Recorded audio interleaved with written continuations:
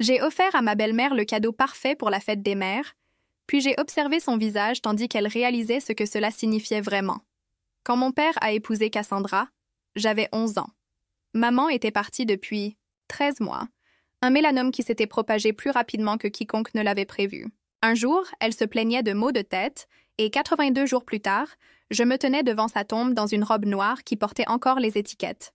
Papa a attendu exactement 1 an avant de ramener Cassandra à la maison. Elle travaillait dans son entreprise d'investissement aux relations clients.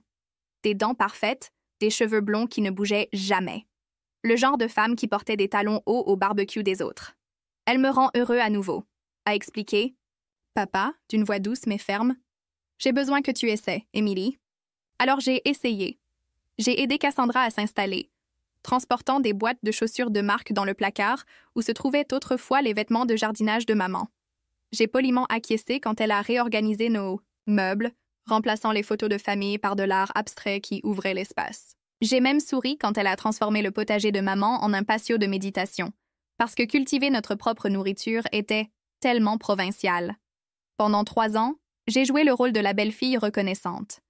J'ai assisté à ses événements d'entreprise en portant les robes qu'elle m'achetait. J'ai toléré ses amis, qui murmuraient à quel point j'étais mature. À 14 ans, j'ai gardé mon deuil caché derrière des notes parfaites et de faux sourires. Papa n'a pas remarqué quand j'ai cessé de rire, trop occupé par l'agenda social de Cassandra et les nouveaux clients qu'elle amenait, trop distrait par leurs retraites en couple et leurs adhésions à des clubs de vin.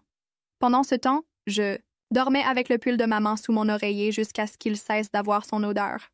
Cassandra a essayé, à sa manière. Elle m'achetait des cadeaux d'anniversaire coûteux, toujours des choses qu'elle aurait aimées. Elle organisait des dîners élaborés et me présentait comme « notre fille » à des personnes importantes qui n'ont jamais retenu mon nom. Elle a même créé un fonds universitaire pour moi, s'assurant que tout le monde connaisse sa générosité. Mais quand j'ai eu mes premières règles, c'est Google qui m'a appris quoi faire.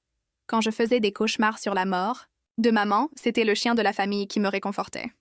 Le point de rupture est survenu pendant ma 2e année de lycée. J'avais décroché le rôle principal dans la pièce de l'école, la première chose pour laquelle je m'étais passionnée depuis la mort de maman. La soirée de première tombait le même soir que le gala de bienfaisance de Cassandra. Évidemment, tu devras manquer la représentation, a-t-elle dit, sans quitter son téléphone des yeux. Les Richardson amènent leur fils. Il est à Princeton. Déconnexion, Emily. Papa a commencé à objecter, puis s'est arrêté quand Cassandra a posé sa main sur son bras. Ce n'est qu'une pièce d'école, a-t-il finalement dit. Il y en aura d'autres. Je suis allée dans ma chambre et j'ai pris la vieille boîte à bijoux que maman m'avait laissée. À l'intérieur se trouvait son alliance. Une mèche de mes cheveux de bébé et un journal que je n'avais jamais ouvert, trop effrayée d'affronter ses dernières pensées. Ce soir-là, entre les larmes, je l'ai lu de couverture en couverture. La plupart étaient ce à quoi on pouvait s'attendre. Torturators, espoir pour mon avenir, des souvenirs qu'elle chérissait, des conseils qu'elle ne pourrait pas me donner en personne. Mais la dernière entrée, datée de 2 semaines avant sa mort, était différente. Si tu lis ceci, Emily, j'ai besoin que tu saches à propos du coffre-fort. La clé est collée à l'intérieur de cette couverture. Ce que tu y trouveras changera. Tout. Je suis désolée. La clé était petite et argentée, avec le nom de la banque gravé dessus. Le lendemain, j'ai séché les cours et je suis allée à la First National. Le directeur m'a reconnue. La famille de maman faisait affaire avec cette banque depuis des générations. Ta mère a dit que tu viendrais éventuellement, a-t-il dit, me conduisant au coffre-fort. À l'intérieur de la boîte se trouvait une clé USB, plusieurs dossiers, de documents et une lettre qui m'était adressée dans l'écriture de maman. « Ma chère Émilie », commençait-elle. À ce stade, Cassandra s'est probablement complètement intégrée dans vos vies. Je suis au courant d'elle depuis des années. J'ai lu la lettre entière 2 fois, mes mains tremblantes. Maman avait découvert la liaison de papa avec Cassandra 6 mois avant son diagnostic. Elle avait engagé un détective privé qui avait tout documenté. Reçu d'hôtel, messages textes, photos d'eux ensemble pendant que maman me récupérait à l'entraînement de football. Le rapport du détective était méticuleux, couvrant des mois. Il y avait des photographies de papa et Cassandra entrant dans des hôtels dans 3 villes différentes. Des captures d'écran de messages textes qui m'ont donné la nausée. Elle emmène Emily chez sa mère ce week-end. Viens, Karen. Peux-tu imaginer quand nous n'aurons plus besoin de nous cacher? Parfois, je souhaite qu'elle disparaisse simplement. Cette dernière venait de papa, envoyée 4 mois avant que maman ne tombe malade. J'ai parcouru des relevés de cartes de crédit montrant des dîners dans des restaurants dont je n'avais jamais entendu parler, des soirs où papa disait travailler, tard, des reçus pour des cadeaux de bijoux qui n'étaient jamais arrivés sur la coiffeuse de maman, un contrat de location pour un appartement au centre-ville qui ne figurait pas dans les registres de notre famille. Mais il y avait plus. Les fichiers contenaient des registres financiers montrant que papa et Cassandra avaient systématiquement transféré des fonds du fonds fiduciaire de la famille de maman, de l'argent destiné à moi, vers des comptes offshore. Ils planifiaient cela depuis des années, attendant le bon moment. La famille de maman avait bâti l'une des plus grandes sociétés d'investissement de la ville sur 3 générations. Quand elle a épousé papa, il n'était qu'un consultant prometteur avec de l'ambition. Elle l'avait fait entrer dans l'entreprise, l'avait guidé, l'avait aidé à devenir associé. Le fonds était l'héritage de sa famille et je devais être son avenir. J'ai trouvé des tableurs détaillés suivant des millions détournés par le biais de sociétés écrans, de faux comptes clients et d'investissements manipulés. L'argent était passé par une douzaine de pays avant de disparaître dans des comptes numérotés. La signature de papa apparaissait sur tous les documents critiques, celle de Cassandra sur la plupart. Le pire, des dossiers médicaux suggérant que le déclin inattendu de maman n'avait peut-être pas été si inattendu. Des résultats de tests étranges, des prescriptions inhabituelles, des rapports toxicologiques qu'elle avait commandés en privé quand elle était devenue méfiante. J'ai commencé à me sentir mal. Après notre dîner d'anniversaire, écrivait maman, d'abord juste fatiguée, puis de plus en plus malade. Les médecins ne pouvaient pas expliquer mes symptômes. Quand j'ai commencé à faire le suivi, j'ai remarqué que je ne me sentais ainsi qu'après les repas que Thomas préparait spécialement pour moi. Il y avait des rapports de laboratoire, analysant des échantillons de cheveux montrant des niveaux élevés de métaux lourds compatibles avec un empoisonnement à long terme. Des résultats de tests sur des échantillons alimentaires de notre maison. Des notes de consultation avec 3 spécialistes médicaux différents qui avaient observé la progression inhabituelle de ces symptômes. « Je ne peux rien prouver », écrivait maman, « et quand tu liras ceci, cela n'aura plus d'importance pour moi. Mais je ne pouvais pas te laisser sans protection. » La dernière page de sa lettre détaillait son contre-plan, un second fonds secret qu'elle avait établi, à mon nom, la maison et l'entreprise que je croyais que papa contrôlait, techniquement à moi. Quand j'aurais 18 ans, maman avait changé son testament 2 semaines avant de mourir, travaillant avec des avocats dont papa ne savait même pas qu'ils existaient. J'ai veillé à ce que ce qui est légitimement tien reste tien, écrivait-elle. Les administrateurs te contacteront automatiquement à ton 18e anniversaire. Mais si tu trouves cette lettre avant, tu peux les contacter en utilisant les informations dans l'enveloppe ci-jointe. Ils sont prêts? Quand tu le seras. Je suis restée dans la salle privée de la banque pendant des heures, absorbant tout. Quand j'ai finalement émergé, j'étais différente. Le deuil et la confusion qui m'avaient définie pendant 3 ans s'étaient cristallisés en quelque chose de plus dur, quelque chose de focalisé. Je n'ai pas immédiatement confronté papa.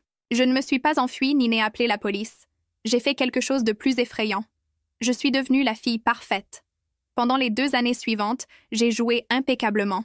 J'ai excellé à l'école, j'ai rejoint les clubs que Cassandra suggérait, j'ai assisté à chaque ennuyeuse fonction d'entreprise. J'ai porté les bons vêtements, dit les bonnes choses, et n'ai jamais, jamais laissé voir ce que je savais. La nuit, je documentais méticuleusement leur manigance continue. Chaque fois que papa mentionnait un client difficile ou une stratégie d'investissement complexe pendant le dîner, je recherchais les entreprises impliquées, suivant l'argent à travers son labyrinthe d'entités fictives. J'ai créé mes propres tableurs en m'appuyant sur le travail de maman. Ma chambre est devenue mon centre de commandement. J'ai installé un coffre-fort caché derrière ma bibliothèque où je gardais des copies de tout. J'ai enregistré des conversations lors des dîners de famille, des discussions d'affaires qu'il avait quand il pensait que je n'écoutais pas. J'ai photographié des documents que papa rapportait à la maison et laissait négligemment sur son bureau, confiant que sa fille de 16 ans ne comprendrait jamais leur signification. 6 mois après avoir trouvé la lettre de maman, je me sentais prête à contacter ses administrateurs. L'enveloppe contenait 3 cartes de visite, un comptable judiciaire, un avocat spécialisé dans les crimes financiers et un juge à la retraite qui avait été le plus proche ami du père de maman. Je les ai rencontrés chez le juge un samedi, alors que j'étais censée être à la pratique de l'équipe de débat. Je leur avais tout raconté par téléphone, mais voir leur visage en examinant les preuves réelles était différent. Le comptable a brièvement fermé les yeux quand il a vu l'étendue de la fraude. L'avocate a juré doucement. Le juge m'a regardé avec un mélange de tristesse et de colère froide. « Ta mère était l'une des meilleures personnes que j'ai jamais connues, a-t-il dit. Que veux-tu faire, Émilie? J'avais passé des mois à considérer mes options. J'aurais pu tout exposer immédiatement en voyant papa et Cassandra en prison. J'aurais pu m'enfuir, attendant d'avoir 18 ans pour réclamer mon héritage. J'aurais pu les confronter, forçant un règlement de compte douloureux. Au lieu de cela, j'ai choisi la voie que maman avait initiée. Méthodique, précise, justice. Je veux tout apprendre, leur ai-je dit, sur l'entreprise, sur les finances et les lois, et comment gérer une entreprise. Je veux être prête quand je récupérerai tout. Le juge a acquiescé, sans surprise. Ta mère a dit que tu dirais cela. Elle nous a laissé des instructions. Si tu choisissais cette voie. Pendant les 18 mois suivants, j'ai mené une double vie à la maison et à l'école. J'étais la fille parfaite et accomplie dont Cassandra pouvait se vanter lors des fêtes. Mais 3 soirs par semaine, je m'échappais pour des groupes d'études et du bénévolat, qui étaient en réalité des sessions intensives de formation avec mon équipe secrète. Le comptable judiciaire m'a appris à lire les états financiers, à détecter les fraudes et à comprendre le réseau complexe de transactions qui maintenait l'entreprise familiale en fonctionnement.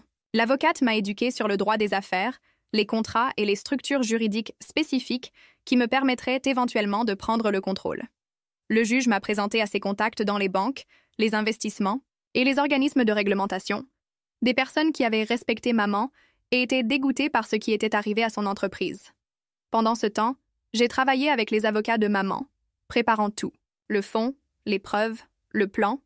J'ai obtenu mon diplôme de lycée à 16 ans, 1 an à l'avance. Papa et Cassandra étaient radieux, leur prodige allant à Yale plus tôt avec une bourse complète. Ce qu'ils ne savaient pas, c'est que je suivais également des cours d'affaires et de finances en ligne, apprenant tout sur l'entreprise de papa, sur les comptes qu'il pensait être cachés. « Nous sommes si fiers de toi », a dit papa lors de ma petite fête de remise des diplômes. Seulement, la famille et quelques amis proches à eux. Personne de mon école, personne qui me connaissait vraiment. « Tu as dépassé toutes nos attentes », a ajouté Cassandra, son bras autour de mon épaule pour le photographe qu'ils avaient engagé. Admission anticipée à Yale. Le conseil est déjà excité par ton avenir dans l'entreprise. J'ai souri et les ai remerciés, sachant que dans moins de 2 ans, je serai propriétaire de ce conseil.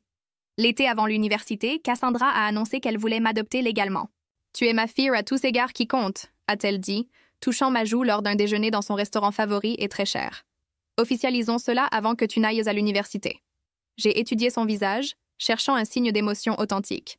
Il y avait une certaine tension autour de ses yeux. Un calcul dans la façon dont elle a regardé papa avant de reporter son regard sur moi. Il ne s'agissait pas d'amour. Il s'agissait d'assurer sa position. Une fille adoptive renforcerait sa revendication sur l'entreprise familiale si quelque chose arrivait à papa.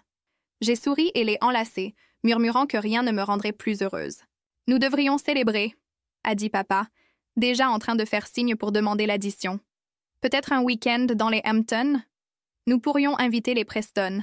Leur fils est à Harvard Law. » « Cela semble parfait, ai-je répondu, pensant au dossier que j'avais compilé sur l'entreprise de logiciels en faillite des Preston et à la mystérieuse injection d'argent qu'elle avait reçue d'une des sociétés écrans de papa l'année précédente.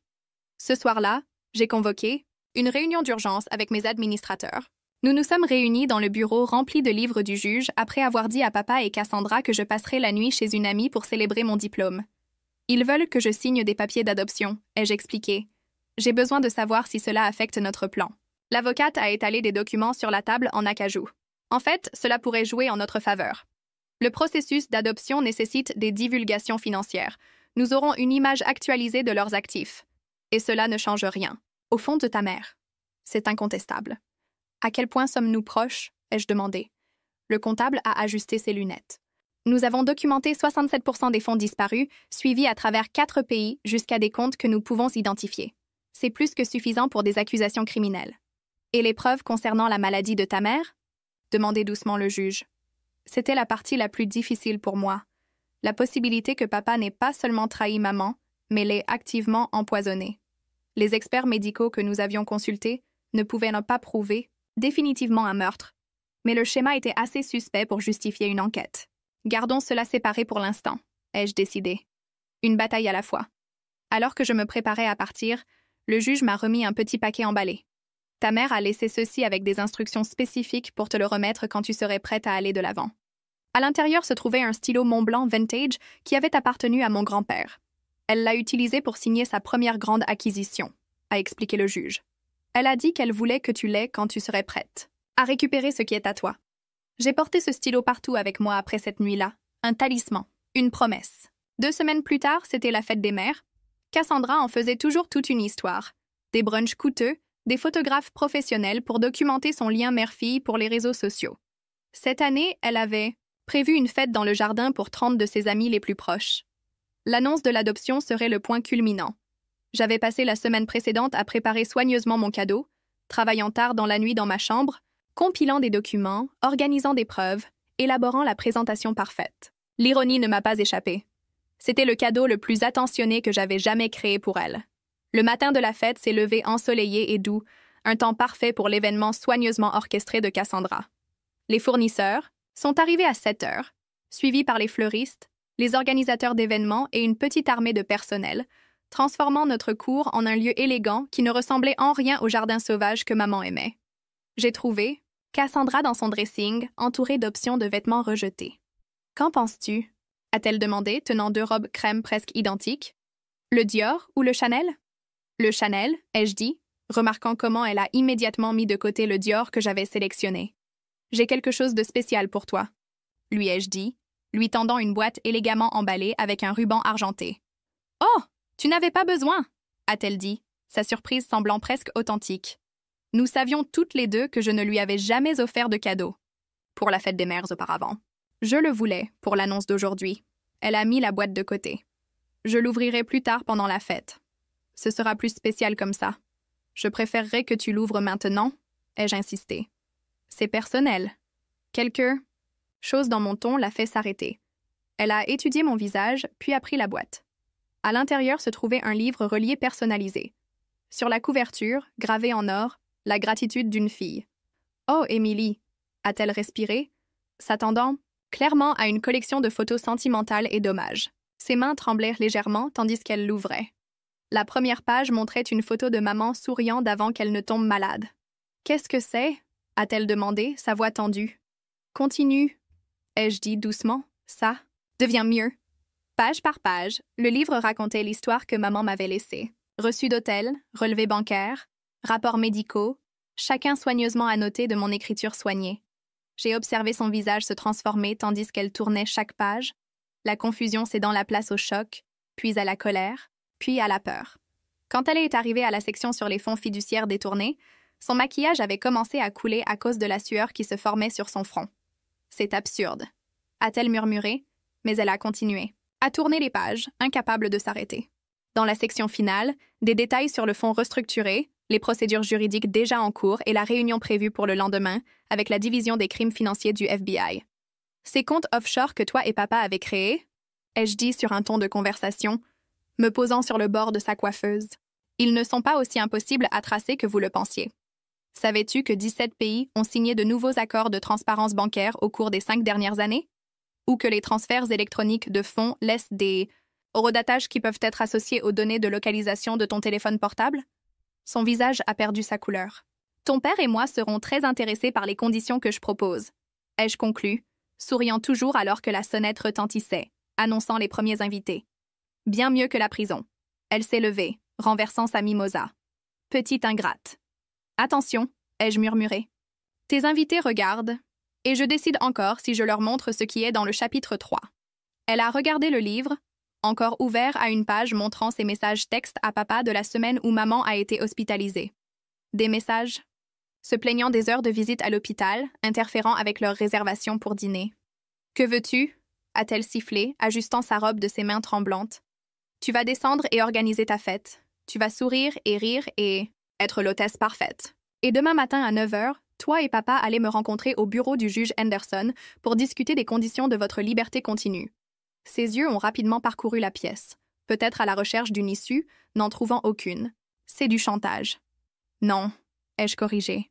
C'est la justice, avec une touche de miséricorde. Si vous la méritez. Je me suis dirigée vers la porte.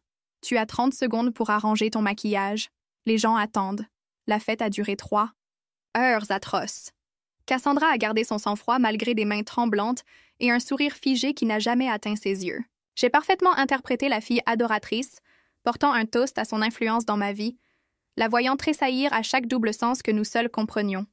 Émilie a été une bénédiction, a dit Cassandra à Madame Henderson, l'épouse du juge. Je ne pourrais pas l'aimer davantage si elle était de mon propre sang. Et Cassandra m'a tant appris, ai-je ajouté, soutenant fermement son regard, sur la loyauté, sur les conséquences. Madame Henderson nous a regardés tour à tour, sentant le courant sous-jacent, mais incapable de l'identifier. Eh bien, vous êtes manifestement merveilleuses l'une pour l'autre. Papa a envoyé un message disant qu'il était en retard à cause de sa partie de golf. Peu importe. Son cadeau l'attendait dans son bureau, un livre identique avec des documents supplémentaires spécifiques sur son rôle dans la fraude. Les invités sont progressivement partis à mesure que l'après-midi avançait, complimentant Cassandra pour le charmant événement et me félicitant pour Yale. Je suis restée à ses côtés à la porte, acceptant les accolades de femmes qui sentèrent le parfum cher et l'insécurité, serrant la main d'hommes qui connaissaient mon grand-père, mais ne pouvaient pas se souvenir de mon nom. « Est-ce que tout va bien avec Cass ?» m'a discrètement demandé l'un des associés de papa. Elle semble tendue. « Oh, elle est juste émue par l'adoption, » ai-je expliqué. Aujourd'hui signifie beaucoup pour elle. Après le départ du dernier invité, Cassandra a disparu à l'étage.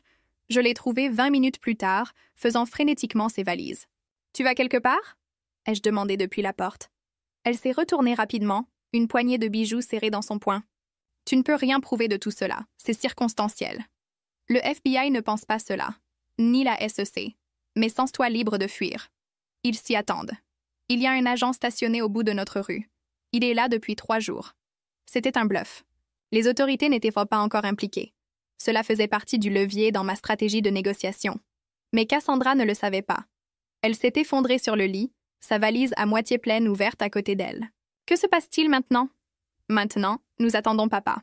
Puis nous discutons des conditions. Papa est arrivé 1 heure plus tard, appelant le nom de Cassandra en entrant. Je l'ai rencontré dans le hall d'entrée, son cadeau dans mes mains. « Où est Cass? Comment s'est passée la fête? » a-t-il demandé, desserrant sa cravate. « Elle est à l'étage, et je pense que tu devrais d'abord ouvrir ceci. » J'ai observé la même séquence d'émotions traverser son visage tandis qu'il feuilletait l'épreuve. Contrairement à Cassandra, il est resté complètement silencieux, sa formation d'avocat entrant en action, même en état de choc. Quand il a finalement levé les yeux, son expression était illisible. « Où as-tu obtenu tout cela? » Maman me l'a laissé avec des instructions. Quelque chose comme de la douleur a tremblé dans ses traits, rapidement réprimé. « Émilie, quoi que tu penses savoir, c'est documenté en triple et stocké dans plusieurs endroits sécurisés, ai-je complété pour lui, y compris des preuves sur le déclin de la santé de maman qui suggèrent plus que de simples crimes financiers. » Son visage a pâli à ces mots. « Tu ne peux pas vraiment croire que je l'ai empoisonné. » Je ne sais pas. Les preuves sont non concluantes, mais suffisamment solides pour une enquête si je choisis de la poursuivre. Il a soigneusement fermé le livre, comme s'il pouvait exploser. « Que veux-tu? » La même chose que j'ai dite à ta femme. 9 heures demain. Bureau du juge Henderson. Nous discuterons de la façon dont vous pouvez éviter la prison. Ce soir-là, après le départ des invités, après que j'ai trouvé Cassandra assise seule dans l'obscurité de l'ancien jardin de maman, entourée par les meubles blancs stériles qu'elle avait choisis pour remplacer les fleurs sauvages. « Pourquoi maintenant ?» a-t-elle demandé, sans me regarder. « Pourquoi avoir attendu tout ce temps ?» Je me suis assise à côté d'elle, lissant ma robe.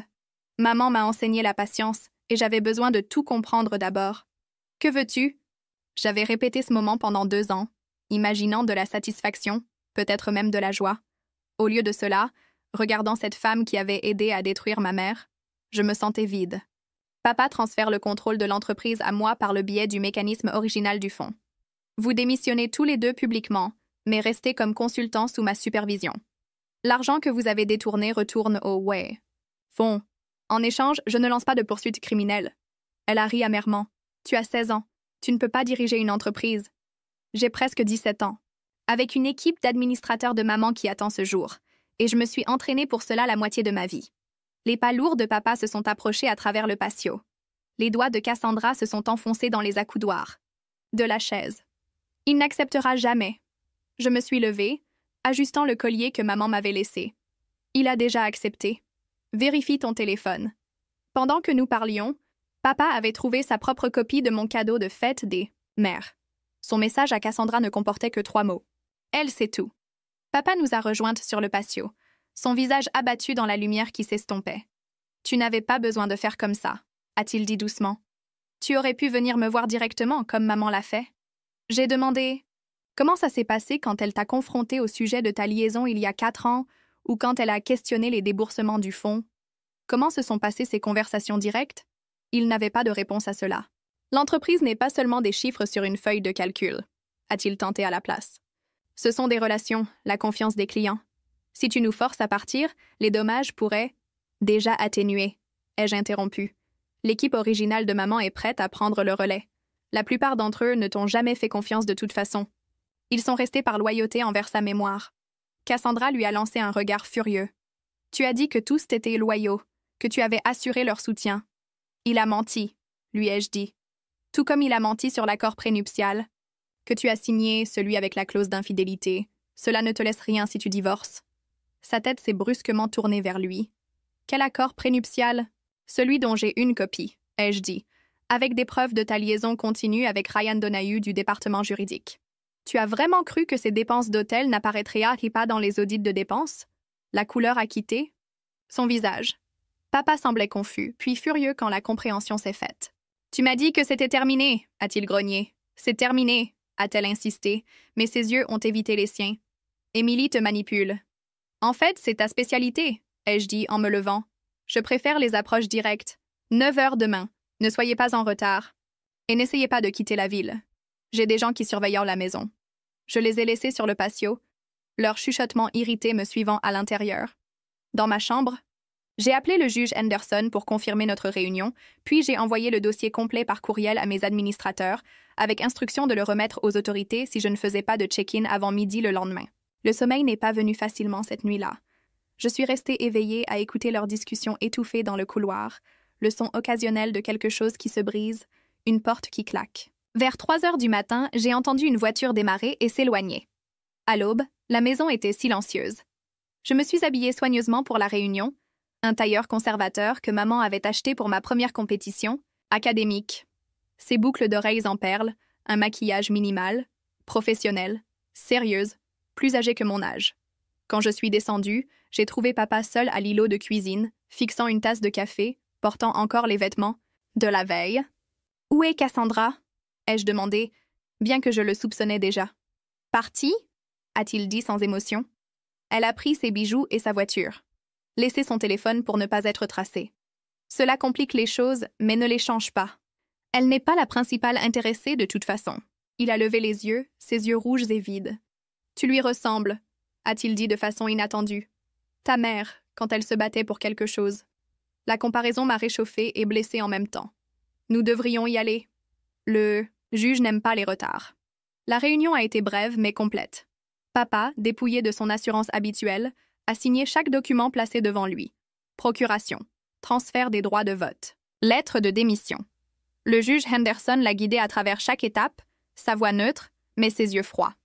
Tu comprends que ces conditions sont conditionnées à ta coopération avec l'équipe de recouvrement financier. Toute tentative de dissimuler des actifs ou d'entraver le processus déclenchera les plaintes criminelles que nous avons préparées. Papa a acquiescé mécaniquement. Et l'annonce de l'entreprise suivra le script fourni citant la planification de succession familiale et le désir d'honorer l'héritage de Catherine comme raison de la transition. Un autre hochement de tête. Signe ici et ici. Paraphcépage. Quand ce fut terminé, le juge Henderson a fait glisser un document final sur la table. Ceci stipule que tu n'entreras pas en contact avec Émilie directement, sauf par des canaux. Approuvé. Jusqu'à ce qu'elle atteigne 18 ans. Toute communication passe par mon bureau ou par les administrateurs. La tête de papa s'est brusquement relevée. Quoi? Elle est ma fille. Tu peux ne pas signer, ai-je dit calmement, ou je libère les preuves médicales. Sa main tremblait alors qu'il signait le document. Quand il a posé le stylo, le Mont Blanc de maman que j'avais apporté spécifiquement pour cet objectif, ses épaules se sont affaissées avec une finalité qui l'a soudain fait paraître vieux. Puis-je au moins expliquer? A-t-il demandé, sa voix presque inaudible. J'ai lu toutes tes explications, ai-je répondu. Dans tes courriels à Cassandra, dans les mémos justifiant les transferts, dans la déclaration que tu as préparée pour le conseil l'année dernière m'évaluant comme potentielle future figure de proue avec une autorité réelle limitée. Je pense que je comprends parfaitement. Le juge Henderson a conclu la réunion, informant papa qu'une voiture l'attendait pour le conduire à un hôtel. Il serait autorisé à retourner à la maison la semaine suivante pour récupérer des effets personnels sous supervision.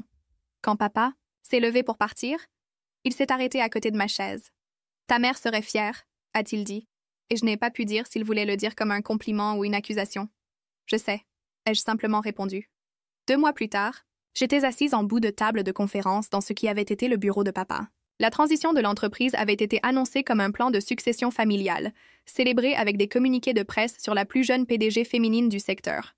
Papa est resté comme figure décorative, contrôlé par des contrats, blindés qui surveillaient chacun de ses mouvements financiers. Il a gardé la maison, sa position sociale et évité la prison. En échange, j'ai reçu ce qui était légitimement mien, plus sa soumission complète à des examens trimestriels, où j'examinais chaque aspect de sa vie professionnelle. Les administrateurs ont formé mon équipe de direction, me guidant à travers les innombrables décisions nécessaires pour stabiliser l'entreprise. Après des années de manipulation de papa, j'ai reporté Yale d'1 an, me concentrant plutôt sur l'éducation pratique des affaires dans l'entreprise. Cassandra est réapparue à Miami 3 semaines après avoir fui. Le FBI l'a arrêtée alors qu'elle tentait d'accéder à l'un des comptes offshore que nous avions signalés. Elle a passé 2 nuits en prison avant que les avocats de papa ne négocient sa libération en échange de sa coopération totale. Elle est retournée au Connecticut sous surveillance stricte, vivant dans un appartement appartenant à l'entreprise et travaillant comme intermédiaire clientèle avec une autorité sévèrement limitée. L'accord prénuptial que j'avais mentionné s'est avéré prophétique. Papa a demandé le divorce, citant l'abandon et l'infidélité, ne lui laissant que ce que l'accord de séparation que nous avions élaboré permettait. Elle s'est battue, initialement, menaçant d'exposer la fraude de l'entreprise jusqu'à ce que mes avocats lui rappellent qu'elle serait la première cible de toute enquête. Ce n'était pas la justice pour maman. Rien ne pourrait l'être. Mais c'était le début de quelque chose qu'elle voulait pour moi. Le contrôle de mon propre avenir. La protection de l'héritage qu'elle avait construit. La responsabilisation pour ceux qui l'avaient trahi. La quête de preuves définitives sur la maladie de maman s'est poursuivie silencieusement. J'ai engagé des experts pour réexaminer des échantillons de tissus que l'hôpital avait conservés, commandé de nouveaux tests sur des objets de sa coiffeuse que j'avais gardée intacte, interviewé l'équipe médicale qui l'avait soignée. Les résultats sont restés exaspérément non concluants. Des modèles suspects, mais aucune preuve irréfutable. Papa a maintenu son innocence sur ce front, même lors de réunions privées avec ses avocats, où il a admis tout le reste. Le cancer était réel, a-t-il insisté. Je n'ai jamais touché à ses médicaments, jamais altéré sa nourriture. Je voulais qu'elle parte. Oui, je suis coupable d'avoir souhaité qu'elle meure, mais pas de l'avoir fait arriver. Je ne savais pas si je devais le croire. Une partie de moi avait besoin qu'il soit coupable de tout. Un monstre complet, dont la destruction je pourrais poursuivre sans réserve. Une autre partie désirait désespérément que cette unique ligne reste, non franchie, préservant quelques petits fragments du père que j'avais aimé autrefois. L'entreprise a prospéré sous la nouvelle direction. Nous avons démêlé les systèmes compliqués de papa, récupéré la plupart des fonds détournés, reconstruit des relations avec des clients, endommagés par ces raccourcis. J'ai travaillé 16 heures par jour, dormant sur le canapé du bureau plus souvent qu'à la maison. La maison. La maison ne semblait plus en être une. Je l'ai vendue 6 mois après avoir pris le contrôle, déménageant dans un appartement du centre-ville à une courte distance de marche du bureau. Papa s'est installé dans une maison plus petite en banlieue, dépouillé de ses adhésions au club de country et de la plus grande partie de son cercle social, quand la déclaration de l'entreprise, soigneusement rédigée mais transparente, a clairement indiqué qu'il avait été forcé de partir. La semaine dernière, j'ai visité la tombe de maman pour la première fois depuis que j'avais lu sa lettre. « J'ai fait ce que tu as demandé », lui ai-je dit, plaçant des fleurs sauvages contre la pierre. « L'entreprise est en sécurité. Ton héritage est protégé. J'aimerais que tu puisses voir. » Quand je me suis retournée pour partir, j'ai remarqué une silhouette familière observant à distance. Cassandra, tenant son propre petit bouquet. Nos yeux se sont rencontrés à travers le cimetière. Elle ne s'est pas approchée, mais a fait un signe de la main avant de s'éloigner. Certaines leçons prennent des années à enseigner. Certains cadeaux continuent à donner longtemps après avoir été ouverts. Chaque fête des mères depuis lors, j'envoie à Cassandra la même chose, une seule photographie de maman souriant dans son jardin avec une note qui dit « Je pense à toi aujourd'hui ». Elle ne répond jamais, mais je sais qu'elle comprend. C'est le seul langage qui nous reste, et il dit tout ce qui importe.